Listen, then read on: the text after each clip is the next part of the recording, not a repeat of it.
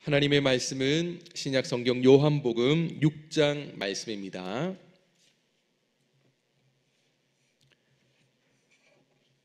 요한복음 6장 신약 성경 153페이지 6장 22절부터 29절까지 말씀입니다. 6장 22절부터 29절까지 말씀이고요. 우리 함께 읽을 말씀 22절과 23절 우리 두 절만 같이 읽도록 하겠습니다. 22절, 23절 다 같이 읽습니다. 시작. 이튿날 바다 건너편에 서 있던 무리가 배 한 척 외에 다른 배가 거기 없는 것과 또 어제 예수께서 제자들과 함께 그 배에 오르지 아니하시고 제자들만 가는 것을 보았더니 그러나 디베랴에서 배들이 주께 해서 축사하신 후 여럿이 떡 먹던 그곳에 가까이 왔더라. 아멘. 출애굽을 기념하는 6월절에 많은 무리들이 예수님께서 행하신 이 오병이어의 기적을 통해서 배부르게 먹었던 일이 있었죠. 예수님은 그 이후에 무리들이 자기를 왕으로 삼고자 하는 것을 아시고 무리들을 뒤로 한 채 홀로 산에 올라가셨습니다. 그리고 제자들은 예수님 없이 배를 타고 건너편 가버나움으로 가고 있다가 큰 파도, 큰 바람을 만나서 파도를 치는 그 가운데 살기 위해서 힘을 다해 노를 저으면서 사력을 다하고 있다가 그 깜깜한 새벽에 예수님께서 물 위를 걸어오셔서 예수님이 하시는 말이 그거였죠. 내니 두려워하지 말라. 모두가 두려워서 떨고 있는 바로 그 상황에서 예수님은 두려워하지 말라 하시며 같은 복음의 말씀이 기록된 다른 복음서에 보면 이제 예수님께서 바람을 잔잔케 하시고 바다를 멈추시고 그리고 제자들과 함께 건너편 목적지까지 가십니다. 오병이어의 기적, 그리고 물 위를 걸으신 기적, 그리고 이 파도를 잔잔케 하시고 바람을 멈추시고 하는 이 모든 기적은 예수님이 곧 내가 하나님의 아들 메시아다라는 것을 보여주는 사건이었습니다. 오늘 우리가 함께 읽었던 22절, 23절을 포함한 29절까지의 이 내용은 바로 이 오병이어의 기적과 그날 저녁 있었던 이 물 위를 걸으신 사건, 그 이후에 이어지는 말씀입니다. 우리 한 번 더 22절과 23절을 읽도록 하겠습니다. 시작. 이튿날 바다 건너편에 서 있던 무리가 배 한 척 외에 다른 배가 거기 없는 것과 또 어제 예수께서 제자들과 함께 그 배에 오르지 아니하시고 제자들만 가는 것을 보았더니 그러나 디베랴에서 배들이 주께 해서 축사하신 후 여럿이 떡 먹던 그곳에 가까이 왔더라. 아멘. 오병이어의 기적의 현장에 있었던 많은 사람들은요, 불과 하루 전날 그들이 기억하고 있는 것을 더듬어 봅니다. 분명히 여기 갈릴리 해변에는 배가 한 척 있었다는 것, 그리고 예수님은 자기들을 뒤로하고 혼자 산에 올라가셨다는 것, 그리고 제자들은 예수님 없이 남아있던 배 한 척을 타고 갔다는 것, 기억 속에 이 세 가지가 있었습니다. 그리고 23절 말씀에 보니까 마침 이 디베랴에서 배들이 예수님이 오병이어 기적을 일으킨 바로 그 갈릴리에 도착을 했죠. 그때 이제 무리들은 하나를 깨닫게 됩니다. 24절, 오늘 본문 24절입니다. 같이 읽습니다. 시작. 무리가 거기에 예수도 안 계시고 제자들도 없음을 보고 곧 배들을 타고 예수를 찾으러 가버나움으로 가서. 사람들은 지금 제자들이 어제 배를 타고 간 것은 보니까 없는 것은 알겠는데 예수님이 계시지 않는 겁니다. 분명히 제자들과 함께 가지 않으셨고 예수님은 혼자 산에 올라가셨는데 근데 이들이 예수님을 막 찾았던 것 같습니다. 근데 예수님이 아무리 찾아도 보이지 않습니다. 할 수 없이 이제 예수님을 또 보러 온 이 배를 타고 온 사람들과 함께 건너편 가버나움, 제자들이 갔던 바로 그곳을 함께 갑니다. 6장 말씀에는 오병이어의 기적, 그리고 그날 밤에 예수님이 물 위를 걸으신 사건, 큰 바람 파도가 갈릴리 바다 위에 있었던, 그러나 예수님이 물 위를 걸어가시면서 제자들을 구원하신 바로 그런 사건들이 등장하는데요. 제자들, 예수님은 오병이어나 제자들도 이 모든 기적들을 다, 물 위를 걸으신 예수님까지도 다 만났지만 무리들은 오병이어의 기적까지는 알지만 그날 밤에 어떤 일이 있었는지는 모르고 있는 상태죠. 그러니까 예수님이 물 위를 걸어간 것도 모르고, 또 그날 밤 막 이렇게 큰 파도가 일어나서 제자들이 죽을 뻔했던 사건도 모르고, 그런 상황에서 예수님이 제자들을 구원하신 사건도 사람들은 모릅니다. 그들의 기억은 오직 오병이어의 기적이 있었던 그 사건 정도만 기억을 하고 있는 거죠. 이 정도 이제 배경 속에서 그 사람들이, 무리들이 예수님을 만나고 이야기하는 것을 이해를 해야 된다는 거죠. 25절입니다. 본문 25절 같이 읽습니다. 시작.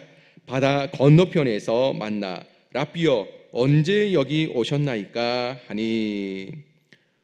배를 타고 건너편에 갔더니 누가 계십니까? 예수님이 계신 겁니다. 예수님 분명히 제자들과 함께 안 갔는데, 혼자 산에 가셨는데 언제 가셨는지 예수님이 건너편에 제자들과 함께 있는 것을 본 거죠. 얼마나 반가운지 라삐어, 선생님 언제 여기 오셨습니까? 라고 반갑게 인사를 합니다. 오병이어의 기적을 그들이 경험하면서 사실 무리들은 예수님을 무엇으로 삼고자 했습니까? 왕으로 삼고 싶었죠. 예수님이 이걸 아시고 미리 산에 가신 겁니다. 피한 거죠. 근데 지금 이 왕으로 삼고자 했던 무리들이 예수님을 만나고 하는 말이 라삐어, 선생님, 이렇게 말을 합니다. 여전히 그들은 아직 예수님이 어떤 분인지를 모릅니다. 메시아 예수님을 믿지 못하고 단지 선생님, 대단하신 선생님 정도로만 그들은 알고 있다는 거죠. 아무튼 이 사람들은 예수님이 혼자 가신 것까지는 기억하는데 예수님이 지금 가버나움으로 오셨다는 것 이해가 안 되지만, 아마도 밤새 해변길을 걸어서 돌아 아마 가버나움에 가지 않았겠는가, 언제 이렇게 여기까지 오셨습니까? 라고 인사를 한 거죠. 그 질문을 듣고 예수님이 그들에게 대답을 하는데, 근데 그 대답이 좀 동문서답 같은 대답을 하십니다. 26절입니다. 같이 읽습니다. 시작. 예수께서 대답하여 이르시되 내가 진실로 너희에게 이르노니 너희가 나를 찾는 것은 표적을 본 까닭이 아니요 떡을 먹고 배부른 까닭이로다. 아멘. 예수님이 그들에게 하는 말입니다. 너희가 나를 찾아 이 가버나움까지 왜 왔는지 알고 있다. 여러분, 사람들이 왜 예수님께 이 아침부터 왔습니까? 아마도 우리는 이들이 온 이유를 충분히 생각할 수 있습니다. 어제 그들이 예수님을 통해서 배 부르게 먹을 것을 먹었던 바로 그 오병이어의 기적을 떠올리면서 오늘도 그 예수님을 찾아서 먹기를 원하는 그들의 마음, 예수님이라면 오늘도 우리에게 먹을 것을 주실 것이다 라는 기대를 가지고 왔다는 겁니다. 근데 예수님은 분명히 말씀하죠. 오병이어의 기적은요, 표적입니다. 표적.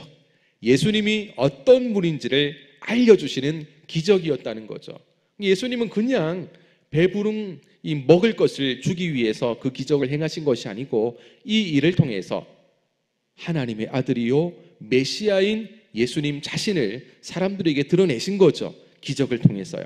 근데 그 표적, 오병이어의 기적은 관심이 없습니다. 사람들이 지금 오직 먹는 것에 관심을 가지고 또다시 예수님을 찾아왔다는 겁니다. 생명의 떡이신 예수님에게는 관심이 사람들이 없습니다. 오직 육적인 떡, 당장 눈에 보이는 것에만 매여 있는 사람들을 오늘 우리는 만날 수가 있습니다. 사실 오늘 이 시대에도 이런 사람들이 있습니다. 예수님을 통해서 내 문제 해결을 원하는, 바로 그것에만 초점을 맞추며 살아가는 사람들입니다. 일례로 가정의 어려움들, 때로는 경제적인 그런 어려움들, 또 질병의 어려움들, 이런 문제들을 고쳐주시는 예수님을 기대를 합니다. 근데 이 사람들이 예수님은 충분히 이런 일을 행하실 수 있는 능력자이시라는 걸 알고 예수님 앞에 도움을 구하는 것, 틀린 것은 아닌데요. 근데 예수님을 단지 문제의 해결자 정도로만 생각한다는 것이 문제죠. 예수님은 충분히 이 일을 할 수 있는 분입니다. 하나님의 아들이요 전능하신 분이시기 때문에 이런 문제들은 예수님께는 아무것도 아닙니다. 그런데 예수님께서 만약 그 일을 행하셨다면 그 일은 하나님의 아들이신 예수님 자신을 드러내는 것이고, 그리고 우리를 구원하시는 예수님임을 드러내는 것이고, 그리고 우리 인생의 주인이신 예수님이라는 것을 우리들에게 알려주시는 겁니다. 바로 그 일을 위해서 행하시는 거죠.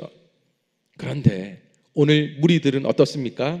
생명의 떡이 되시는, 그래서 그 생명의 떡이신 예수님을 믿으면 영원한 생명, 영생을 얻게 되는 이 놀라운 일에는 관심이 없고, 단지 육적인 떡 먹으면 계속 먹어야 되는 그런 눈에 보이는 것에만 관심을 가지고 있는 사람들이라는 것이 문제죠. 예수님이 어떤 분인지를 완전히 잘 모르고 있다는 것이 이 사람들의 문제였다는 겁니다.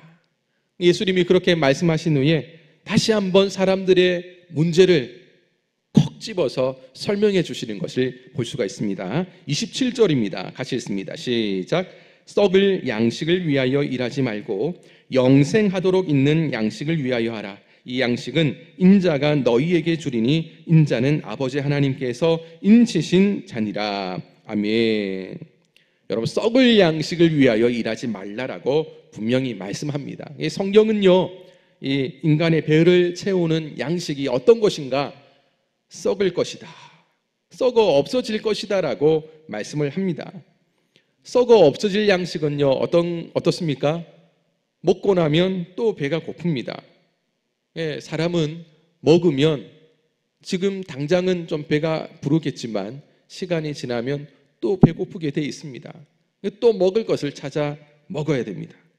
먹고 또 먹지만 사실은 이 땅에서 의미가 있는 거죠. 이 땅에서는 우리는 평생 먹고 또 먹고, 그런데 예수님은 그것을 썩을 양식이다라고 말씀을 합니다.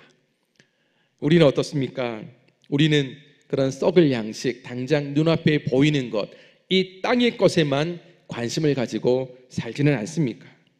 우리가 기도를 하더라도 나 중심적인 기도, 내 욕심, 당장 눈에 보이는 이 땅의 것을 구하기에만 급급하다면 우리는 똑같이 썩을 양식을 구하는 것이다 라는 것입니다. 아무리 우리가 썩을 양식을 많이 구해서 그걸 쌓고 쌓아도 여러분 의미가 있겠습니까? 이 땅에서 우리가 살아있는 동안에는 의미가 있을 수 있겠지만, 여러분, 우리가 언제까지 이 땅에서 영원히 살겠습니까? 사람은 유한한 존재라서 땅에 있는 그 시간이 언젠가는 끝이 나게 돼 있는 거죠. 그때가 되면 이 땅에서 아무리 많이 쌓아도 의미가 없다는 것을 사람들은 뒤늦게 깨닫게 될 것입니다. 그러나 예수님은 분명히 말씀합니다. 인생의 목표를 육신을 위해서 썩어 없어질 것에 두지 말라. 그러면 인생의 참된 목표는 어디에 둬야 됩니까? 내 영혼을 위해서 생명의 양식을 찾아서 먹는 것에 두어야 합니다. 영원한 생명, 바로 영생을 얻는 것에 목표를 두어야 된다는 것을 예수님께서 말씀하고 있습니다. 먼저 내가 사는 거죠. 내가 살게 되면 남도 살릴 수 있습니다. 내가 그것을 이미 경험했기 때문에 나를 통해서 또한 누군가가 예수님을 믿고 살 수가 있는 겁니다. 모든 것을 살릴 수 있는 바로 그 양식이 무엇인가? 예수님이 주시는 바로 생명의 양식이다라는 것입니다. 예수님은 요한복음 14장 6절에서 예수께서 이르시되 내가 곧 그 길이요 진리요 생명이다. 그래서 나로 말미암지 않고는 아버지께로 올 자가 없다라고 말씀하셨죠. 예수님은 구원받을 수 있는 바로 그 길, 바로 그 진리, 바로 그 생명이다라고 분명하게 말씀하셨습니다. 예수님 외에는 구원을 주실 분이 없습니다. 구원을 얻을 방법이 없다는 것입니다. 예수님이 세상의 구원자로 그렇게 오셨습니다. 그리고 우리는 예수님을 믿음으로 구원을 받았습니다. 근데 여전히 아직 세상의 많은 사람들은 세상에 썩을 없어질 그런 것에 관심을 가지고 살아가는 것이 너무나 안타깝다는 거죠. 예수님은 분명히 말씀하십니다. 영생하도록 있는 양식을 위해서 일해라. 그랬더니 사람들이 그 이야기를 듣고 또 예수님께 질문을 합니다. 28절을 같이 읽습니다. 시작. 그들이 묻되 우리가 어떻게 하여야 하나님의 일을 하오리까? 어떻게 해야 하나님의 일을 하겠습니까? 라고 질문합니다. 여기 하나님의 일은요, 율법을 지키는 것을 말을 합니다. 사람들은 예수님께 한 말이 그겁니다. 예수님, 선생님, 도대체 어떻게 율법을 지켜야 영생을 얻겠습니까? 라는 거죠. 사람들은 아직까지 그런 생각에 매여 있습니다. 종교적인 율법, 그 율법을 지켜야 영생 구원을 얻을 수 있을 거라는 생각이 사람들의 생각에는 꽉 차 있는 겁니다. 종교적, 그러니까 예배 생활이라든지 예수님을 믿는 것도 어떤 사람들은 종교적으로 믿는 사람이 있죠. 종교인이라고 우리는 말을 할 수 있는 겁니다. 그런 사람들은 예수님을 열심히 믿으면, 그러니까 종교 생활을 열심히 하면 물질도 많이 주실 것이고 우리 가정에도 복을 주실 것이고 이런 생각을 하게 되는 거죠. 이런 생각하는 분들은 오늘 이 무리와 다를 바가 없다는 거죠. 사람들은 그 예수님과 함께 했던 무리들은 여전히 인간의 노력으로 영생을 이룰 수 있다라는 생각에 사로잡혀 있습니다. 예수님은 분명히 말씀을 하시죠. 29절입니다. 오늘 본문 29절 같이 읽습니다. 시작. 예수께서 대답하여 이르시되 하나님께서 보내신 이를 믿는 것이 하나님의 일이니라 하시니. 아멘. 하나님이 보내신 이를 믿는 것이 하나님의 일이다라는 겁니다. 사람들은 율법을 잘 지키면 그게 하나님의 일이다라고 생각을 하는데 예수님은 하나님이 보내신 일을 믿는 것이 하나님의 일이다라고 말씀하셨습니다. 하나님의 일은 예수님이 하신, 예수님이 하나님 보내신 분이니까 그 예수님이 하신 모든 것을 받아들이고 믿는 것을 말하는 겁니다. 그래서 구원을 받기 위해서, 영생을 선물로 받기 위해서 사실 사람이 할 수 있는 일은 아무것도 없습니다.